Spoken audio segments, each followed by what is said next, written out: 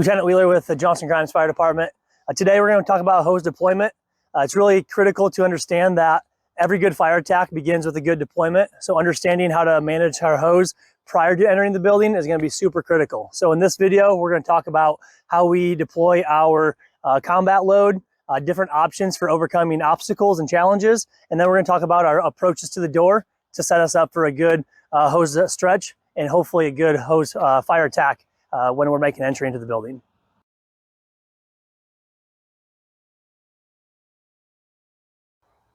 All right, so this is going to be the first traditional deployment that we do of our combat load. So we have 100 foot on our 200 foot line. That's a Minuteman, and then we have a flat load below that. So Jaden here is going to deploy the 100 foot Minuteman onto his shoulder. So go ahead and do that. When we do this, we want to make sure that we get the hose out in front of us enough so that nozzle is at the mid-thigh point. Okay. When he gets to this point, he's going to pause. This allows this hose to fall, this connector piece, so it doesn't wrap around on our air pack. Then he's going to turn away from his hose towards his left, and then he is going to grab the loop here. The goal should always be to grab this loop and hang on to it for as long as possible until you clear the bed and until this hose behind him is stretched out. And go ahead. Always keep that top hand tight, so we're keeping this hose stretching as we move.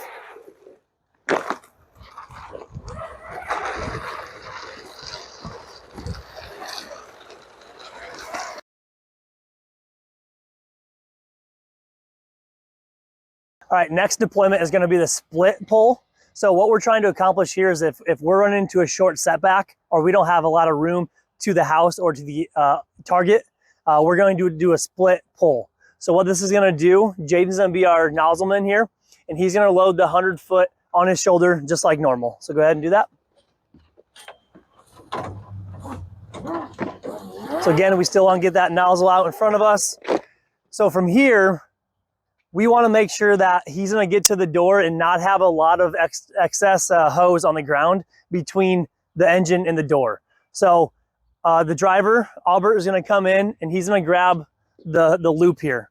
So the goal here is that Jaden's going to take off towards the house or towards the front door, and Albert's going to stretch this on the sidewalk, hopefully not in the road. So get it up on the sidewalk and stretch the sidewalk.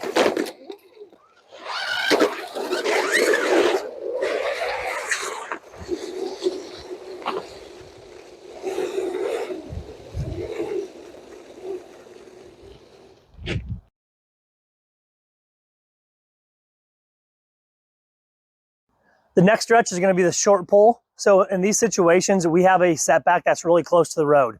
So we are choosing not to do a split in this situation. We're going to do a short pull. So what this is one movement by the nozzleman straight to the front door with 4 points of contact.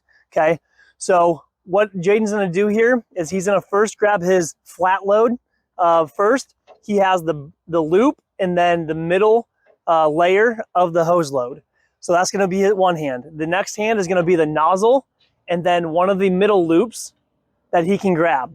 So we're going to make one movement towards the door where we have 50 foot for each contact point. So we should have 4 strings of 50 foot each, which would be our 200 foot line. Go ahead.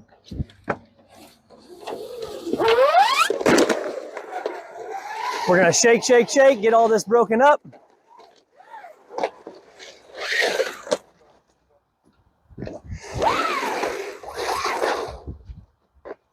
Ideally, this works better for rescue engines because we have a dual stack, but it is attainable with the single stack. It's just a little bit harder to manage the hose and get those grips in the appropriate place.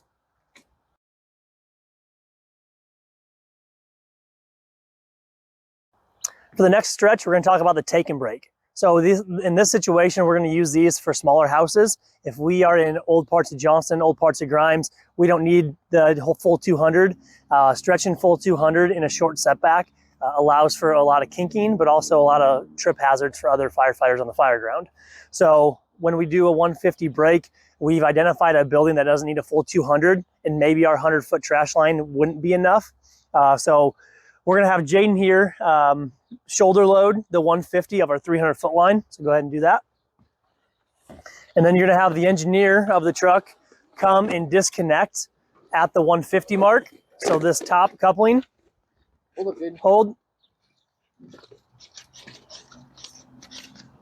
All right, and he's gonna take the top loop off, and then he's just gonna let this deploy off of his shoulder like normal. I would recommend the engine driver put a foot on the hose, just so it doesn't go away. And then Jaden's gonna stretch as normal. Go ahead, Jaden.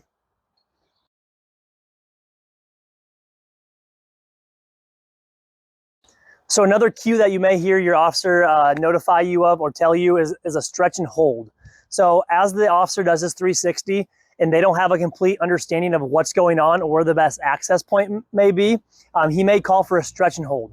So this tells the firefighter, the nozzleman, that he's gonna shoulder load the first 100 foot, put on his shoulder, and then pull the 100 foot flat load like normal, but he's gonna go to the sidewalk and sit until he hears further instruction. So this may be a situation where we have a walkout basement and we don't know if the fire's in the basement. We also may have a situation where there may be a better access point, like a Charlie side door, that would allow us to have quicker access to the actual fire unit. So a stretch and hold, Jaden's gonna shoulder load the first 100 like normal. And then he's gonna turn around, grab the 100 foot flat load, and then he's just gonna come and sit at his sidewalk. We use the sidewalk because it's an easy place that most houses have, and it really allows him to be away from the truck, out of the traffic of other trucks coming in. And then once the officer does his 360 and calls for the line at whatever location, front door, Charlie side door, then he can go ahead and deploy that as normal.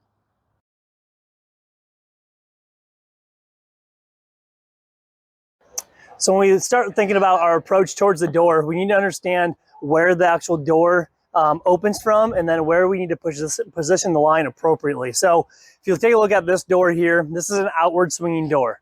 Outward swinging doors, we always want to be opposite side of the hinges, because when we open this door, we have access to flow inside the door without obstruction. We're reducing a pinch point. If we think about an inward swinging door, we always want to be on the hinge side. So when we're making our approach, we just don't want to come straight at a door. We actually want to be a little bit to the side, one side or the other, based on what type of door it is. So then when we actually make entry inside, we don't have any pinch points, or we're reducing our pinch point as much as possible.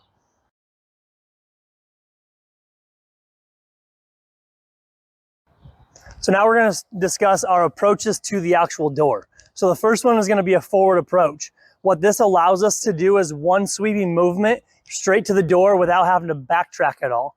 So what Jaden's going to do is he's going to deploy the hose, but when he gets between 30 and 35 feet away from the door, he's actually going to dump his shoulder load off and first grabbing the nozzle and then that 50-foot coupling. Whenever we're going inside, we always want the working length at the door. So if it's a first floor fire, we want one coupling at the door. If there's a second floor fire, we want two couplings at the door. And again, that always increases as our floors go up. If we have a 3-story or a 2.5-story house, we want 3 couplings at the door.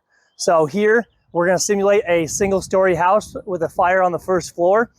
Jaden's gonna do a forward approach, take the nozzle and the first working coupling that has the red tape on it to the actual door.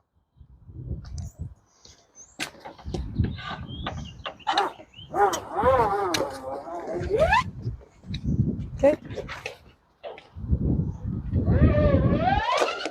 And drop that. So when he gets about right here, and then he's going to take those and stretch them back to the door.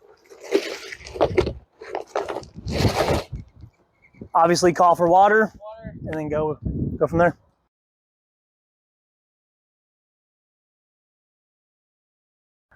The next deployment we're going to talk about is going to be the back approach or the back stretch. So opposite of last time where we're stretching towards the door, this time we're going to the door and then we're going to back stretch. This comes in handy sometimes when we have obstacles, maybe a fenced in front yard that we have to navigate around. So getting to the door and then stretching back from there.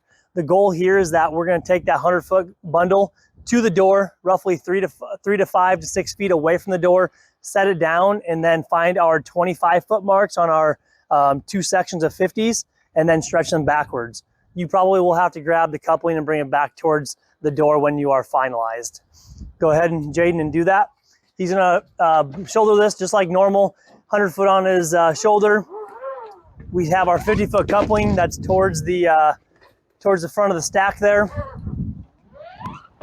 And this time we're not worried about estimating a 30 foot to the door. We're gonna get to the door completely. We're gonna set it down in a controlled fashion. Having a controlled fashion and trying to put these stacks back in order are gonna help you make a good stretch from here. So we can see how this deploys really nicely. And then all he has to do is grab the nozzle and that 50-foot coupling to the door. We call for water. When we're here, it's really important to understand what supply side over attack side means. So one adjustment I would make to this is that you see that this is considered a supply side hose right now, okay? Because this is our attack line. So this is gonna create a double friction here. We have friction with this top hose on our hose, and then we also have friction to the ground. So I would actually flip this around because we don't want a supply hose on top of our attack hose. At anything, we would want our attack line on top of, if that's the way it panned out.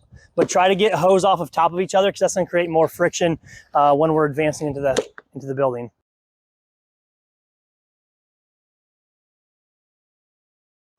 Critical aspect of before we make entry off the stretch is bleeding our line. The last thing that we need to do before we actually make entry. It's really important that we give time for the engineer to set the pressure. We obviously know we can't set pressure on a static line. So without the bail open, the engineer can't do his job. We have to have water flowing for that engine to be set at the correct pressure for the nozzle. So what we like to do is that we take the nozzle perpendicular to the house, and we can either do this when we're masking up or after, but we should open the bail up, and we're checking for a few different things. Number one, we're checking our pattern. So we're gonna adjust pattern to a straight stream if it's not. We wanna check our stream, what the stream looks like.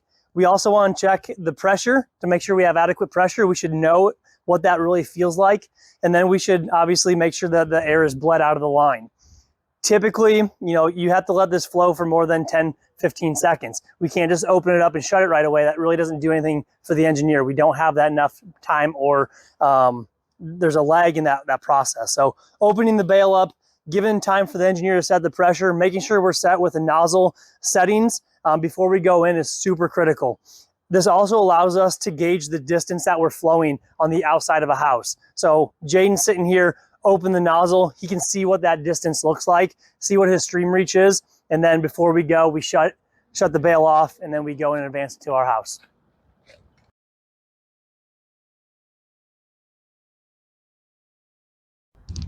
When making entry into a house, it's really critical that we understand what's behind the door. We want to check for a life, for fire in our victims, right? So live fire and layout is what we're going to be looking for. So before we enter, maybe we just force this door, maybe we're getting ready to go in with the hose line, what have you. We want to do a live fire layout real quick, what's behind this door. So what Jane's going to do is open this door up really quick, crack it, see what the fire conditions are like, and then we're going to make entry. So he's going to open this door up, he's going to hook his foot onto the jamb of the door. This is like our tether, right? This doesn't allow him to go further into the house than what he can. So hook that foot in, so that's gonna tie us to the outside of the house here. He's gonna lay down, spread out. This gets us 6 feet now inside the house that we're searching for victims. We obviously know that a large portion of our victims collapse when they're trying to get out of a house. So he can stretch his length of his body and his arms and check for victims. The next thing we wanna do is check for our fire. Can we see where the smoke is traveling as we introduce fresh air? If we get down below the neutral plane, we can see where some smoke is being carried back into the building, and that may give us clues to which way the fire is. We can also check for smoke conditions inside, maybe even how much turbulence there is. And then finally, the layout. If we get underneath that neutral plane, we can actually see the layout of the building. We can see where bedrooms may be, where hallways may be, where the kitchen is, and then we can try to plan our attack, even if we're the search or the hose line, where we need to go. We obviously know search crews need to head to the bedrooms, especially if it's at night, so they can get underneath that smoke level, check the layout, and then make their decisions based off that.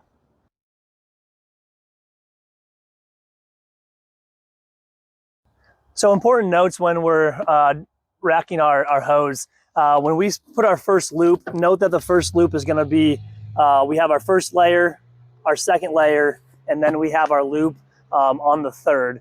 And this really helps us clear the bed. It's really important that we understand that we had to hold on to this to clear the bed. So we put that lower down in the stack now. Then once we finish our flat load, we have our nozzle. And then as we're racking our nozzle section, note that the first loop up here goes inside the bale. So we keep this a little bit more flat and there's not a big bump in it.